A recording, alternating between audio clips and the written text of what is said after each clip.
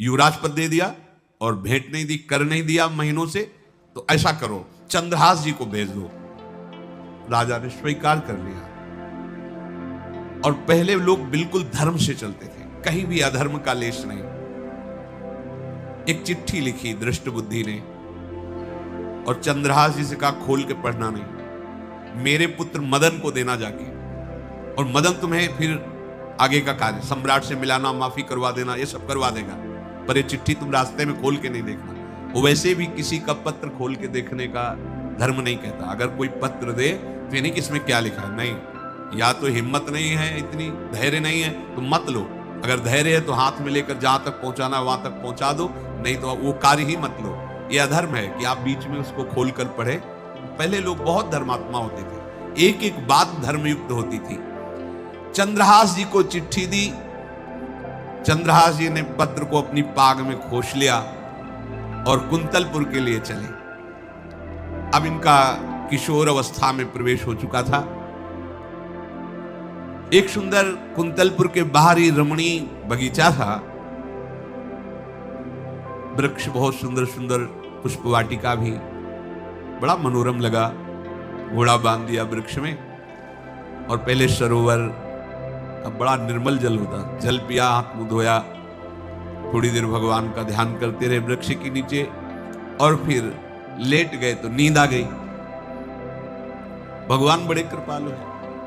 जो भगवद आश्रित होता है त्रिभुवन में कोई उसका अमंगल नहीं कर सकता। अपनी सहेलियों के साथ दृष्ट बुद्धि की वही राजकुमारी जिसके साथ इनका ज्योतिषाचार्य ने कहा था यही पति होगा, वो अपनी बहुत सी समान वयस अवस्था की जो किशोरियां थी उनके साथ वो, और ये राजवाटिका थी, इसमें घूमने के लिए आई। तो घोड़ा देखा तो उसने कहा यहां किसी का घोड़ा कैसे आ सकता है? हमें लगता है कोई यात्री इसमें प्रवेश कर गया, उसको पता नहीं होगा कि राजवाटिका है। वो अपने सहेलियों के साथ घूमते हुए उसी वृक्ष के नीचे पहुंची। जा चंद्रहास नौ किशोर अवस्था, और जो भगवान का भजन करते हैं उनमें एक विशेष आकर्षण होता है जो साधारण आदमियों में नहीं होता। वो कैसा भी रूप हो उससे मतलब आकर्षण होता है। ऐसा लगता है इनके समीप बैठे रहे, इनको देखते रहे, इनकी बातें सुनते रहे, उनमें भगवत आकर्षण होता है। आंख मुंदी हुई शोर है, देखते ही पूर्व विधान के अनुसार उसका चित्त लुट गया। इतना सुंदर नौ किशोर अवस्था। आसपास देखा तो सखियां खेलने में लगी थी। आग में एक चिट्ठी सी दिखाई दी तो झुक करके चुपचाप ऐसे नौ किशोर अवस्था में चंचलता भी होती है। चिट्ठी खोल करके देखा तो वैसे ही रूप माधुरी में आसक्त हो गई थी। पूर्व संस्कार से आकर्षण भी हुआ। इसने संस्कृत में लिखा था विस्मस्मयी प्रदातव्यम त्वया मदन शत्रवे कार्या कार्यम न द्रष्टव्यम कर्तव्यम खलु में प्रियम। मदन पुत्र, उनके नाम था मदन। अय मदन, बिना कुछ विचार किए इसको विष दे देना चाहते ही। क्या उचित है क्या अनुचित ये तुम्हें नहीं सोचना, मेरा प्रिय करना, मेरे आदेश का पालन, जाते ही से विष दे देना। उसने देखा पिताजी की बुद्धि खराब हो गई। ऐसे सुंदर नव किशोर को विष देने की बात लिख दी। और उसे बड़ा दुख हुआ कि पहली ही दृष्टि में, अभी तो इन्होंने आंख खोल के हमें देखा ही नहीं, और इनको इस सोई हुई मुद्रा में देख करके मेरे प्राण समर्पित हो गए, मेरा चित्त समर्पित हो गया।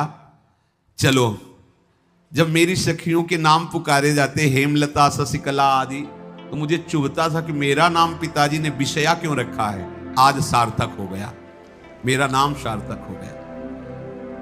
काजल लगाई हुई थी, एक सीख से ऐसे काजल लिया, और एक संस्कृत में आ बनता है ऐसा, ऐसे बस ऐसे कर दो तो विषया हो गया। अब उसका अर्थ बदल गया।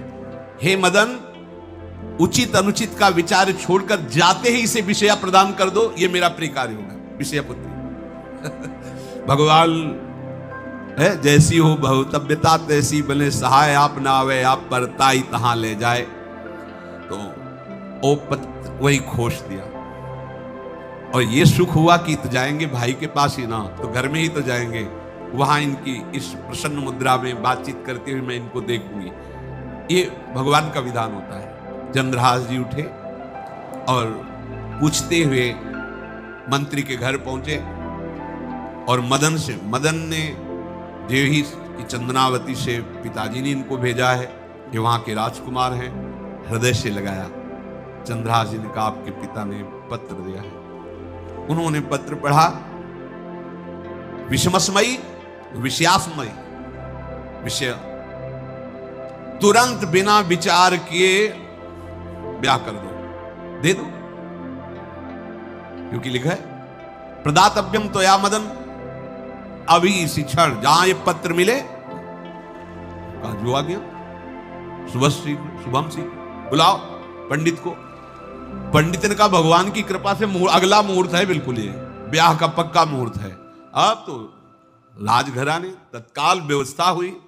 अब वो तो पहले ही मोहित हो चुकी थी देख के विषया जी।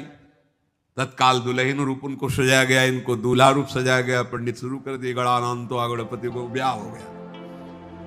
अब जब ब्याह यहां खूब धूमधाम से हो गया तो दृष्ट बुद्धि ने सोचा कि काम हो गया होगा, विष दे दिया होगा, मर अब हम जाके संभाल लेंगे, क्योंकि राजकुमार है, कैसे विष दिया, कौन दिया, तो इस बात को हम संभाल लेंगे। जब वहां घर है तो पूरे नगर में सजावट हुई थी। बोले भैया सजावट का है कि? बोले महाराज आपके ही आदेश से तो है, आपने दूल्हा भेजा था। और ब्याह किसने कब कहा ऐसा? बोले तो मदन के पास चिट्ठी रखी है। अब वो घर गए, मदन को बोला, बोले तुम्हारी बुद्धि मारी गई क्या? हमने पत्र में लिखा था।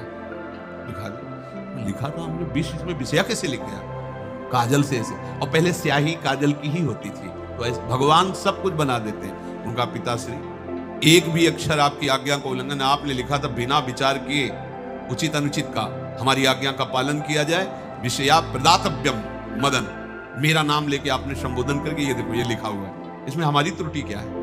देखा तो चंद्रहास जी दूल्हा और सुंदर, अब उसका हृदय आ गया। अब तो मान जाना चाहिए, बिटिया का वरण हो गया भाई, ब्याह हो गया, अब तो गुस्सा छोड़ देनी चाहिए। पर दुष्ट बुद्धि, नाम ही रखा था दृष्ट बुद्धि, उसने कहा चाहे बिटिया विधवा रहे पर तुम्हें जिंदा ले लेंगे। ये दुष्ट बुद्धि होती है। देखो कैसे कैसे ऐसे ही होते हैं, कुछ लोग ऐसे ही होते हैं, हमारी इज्जत, फिर जेल काटता है पूरा परिवार, मार डालेंगे तुम्हें, जिंदा नहीं रखेंगे। ऐसे दुष्ट बुद्धि का स्वभाव होता है। अब भाव जब बिगड़ जाता है तो फिर पकड़ में नहीं आती बात, यही समझ जाना चाहिए। चरणों में प्रणाम करके कि अब तो तुम हमारे बेटे के समान हो, ये भी राज्य तुम्हारा, वो भी आनंद लो, अब बड़ा सुख का कार्य है।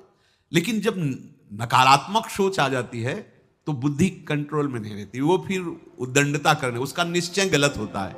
नजदीक गया और कहा कि बहुत कृपा हुई, आप हमारे दामाद बने। और हमारे यहाँ की एक रीति है, हमारे नगर के बाहर जो देवी है उसमें लड़की का वर अकेले पूजा करने जाता है। आपको हमारी कुल की रीति का निर्वाह करना होगा, आपको जाना ही होगा, कोई समस्या नहीं। हमारे लिए तो हर देवी देवता भगवत स्वरूप है, आपके लिए हम पूजने चले जाएंगे, पूजन की थाल तैयार करो। और उधर कई बलवान सैनिकों को भेजा, देवी पूजने जो आ रहा है तत्काल उसे काट देना, किसी भी तरह बचना नहीं चाहिए, नहीं तुम सब मारे जाओगे। जो आदेश देवी मंदिर में सैनिकों को लगा दिया, जो आवे तत्काल मार देना, क्योंकि अब भेज ही रहे ना, तो नाम नहीं लिया, कहा जो आवे तत्काल मार देना, मेरा आदेश अगर बचा तो मैं तुम्हें मार दूंगा। उन राज सैनिकों ने जो बधिक स्वभाव के थे पहले से वहां लग गए। बड़ा विचित्र भगवान का खेल। वहां के चक्रवर्ती सम्राट जो थे, बड़े बड़े विद्वान और ऋषियों से बातचीत कर रहे थे। उनका महाराज अब आपका राज सिंहासन पर बैठना राज्य के लिए अमंगल होगा, ऐसा समय आ रहा है। इस समय यदि चंद्रहास जी को सम्राट पद पर बैठा दिया जाएगा तो आगे अकाल नहीं पड़ेगा और बड़ा मंगल होता चला जाएगा। ये मुहूर्त आपका राज सिंहासन पर से हटने का है, तो उनका प्रजा का मंगल हो और देश का मंगल हो, इसलिए हम बिल्कुल। मदन वहीं बैठे हुए थे। सचिव ने कहा तुरंत जाओ और जो तुम्हारे बहनोई बने हुए हैं चंद्रहास जी को लाओ। तो भागे। तो जो और सैनिक राज सैनिक थे, पूछा किधर जा रहे हो? बोले वो अपने बहनोई चंद्रहास जी। बोले वो तो देवी पूजा के लिए गए। तो घर में जाके वो सीधे आगे बढ़े, तो जा ही रहते थाल सजा कर देवी। बोले सुनो, इसी समय मुहूर्त है, आपको देवी पूजा हम कर लेंगे जाके, या हम थाल लेके वहां बैठे रहेंगे, पहले सम्राट पद का वो अभिषेक करो, फिर देवी पूजा हो जाएगी। ये तो घर की बात है, और देवी पूजा मैं करके आ रहा हूं, वो देवी पूजा के लिए और वो सम्राट पद के लिए बीच से ही। दौरे सुख पाई जाय मगही में लियो जाए, दियो सो पठाई नृप रंग माही भीजिए। अब जो सम्राट थे तो बहुत आनंदित हो गए, भगवान का भक्त तेजस्वी और बलवान शूरवीर योद्धा जो सम्राट पद पर बैठेगा तो अकाल नहीं पड़ेगा, सुख की सब प्रजा को वृत्ति प्राप्त होगी। बड़े आनंदित होकर इनका सम्राट पद पर अभिषेक हो रहा है। और दृष्ट बुद्धि के पुत्र जो मदन संतों और भक्तों का आदर करते थे, वो देवी पूजा, और वहां पहले उसने बोल रखा था जो आवे तो देवी अपमान ते न डरो सम्मान करो, जात मारी डार्यो या सो भाष्यो भूप लीजिए।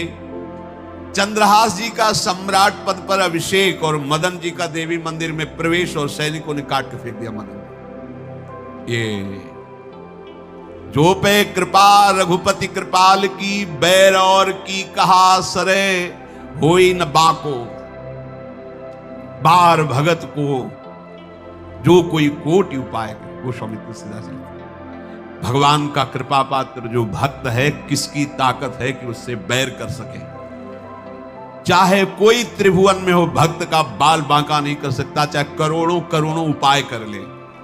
और तके नीच जो मीच साधु की, सो पामर ते मीच मरे। वेद विदित प्रहलाद कथा सुनि, को न भगति पथ पाम धरे। अगर तुम जिस भाव से साधु को नीचा दिखाना चाहोगे, वही भाव तुम्हारा सर्वनाश कर देगा। वैसे ही देखो सर्वनाश हुआ। एक ही पुत्र, और इसके आदेश से वह उल्टा खेल हो गया, पुत्र की ही हत्या हो गई, और चंद्रहास जी को सम्राट पद पर अभिषेक किया जा रहा है। अब दृष्ट बुद्धि ने बड़ी प्रसन्नता अंदर है कि वो तो मार दिया गया होगा। सैनिक आए और बोले महाराज आपके पुत्र का वध हो गया है। पुत्र का वध कैसे? बोले आपने कहा था जो आए उसे मार देना, तो आपका पुत्र ही थाल लेकर पूजन। वो तो चंद्रहास, बोले उनका तो अभिषेक हो गया सम्राट पद पे। ये कैसे? अब अंदर भारी दुख उनके हृदय